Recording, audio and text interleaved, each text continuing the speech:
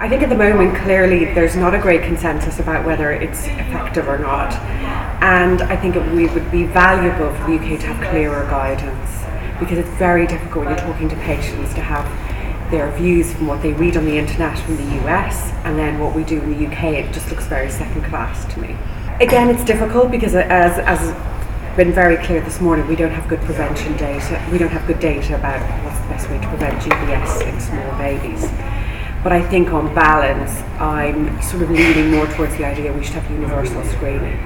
I don't know that so far it's really changed what I've already been aware of. It's just interesting to see that even the experts in the field, of which I'm not one, are just as conflicted as the rest of us in working out what the best thing to do is. So there's some satisfaction in knowing that everyone else is struggling with the subject as much as a routine NHS consultant.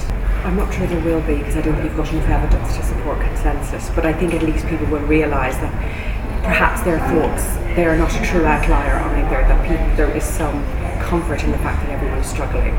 I think that we've got several options. We can either continue with our risk-based approach, so we're just giving women intrapartum antibiotics when they have risk factors.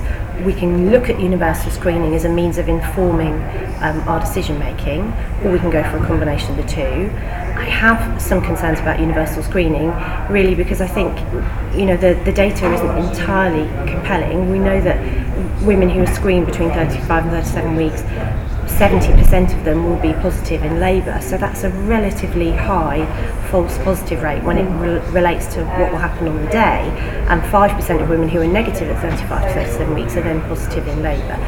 This has got big consequences for choice of place of birth, timing of admission in labour, ability to access things like water birth for women who do want to have intrapartum antibiotics. Not all units are happy to support women using the pool in that situation. So, as well as the questions around potential risks to women around anaphylaxis, although we've heard today that the evidence isn't particularly strong in that realm, there are bigger questions about the microbiome for babies. So whilst GBS disease is devastating and we know that we need to try and improve outcomes, we have to think very carefully about our path forward. And what I'm questioning is whether we will have unintended consequences and see more intervention actually with a little gain. So there's a balance, and at the moment I'm not 100% sure which way I think we should go. Well, it's definitely been informative, it's been educational. I've learnt a bit around presentation of disease and things that I'd known but perhaps hadn't put together before, so I'm charged with taking this back to my unit and presenting it at local government, so I'll definitely be doing that. But we've got another half of the day, so by the end, yes, absolutely, I want to hear about the practice at Northwood Park, because there are, you're certainly within the Daily Mail, within the press, there are calls for other units to take on the same approach, so it would be really nice to hear their first-hand experience. Well, I think it's absolutely essential, especially the Group B Strep support group, the work they do, raising awareness about it, is of the utmost importance.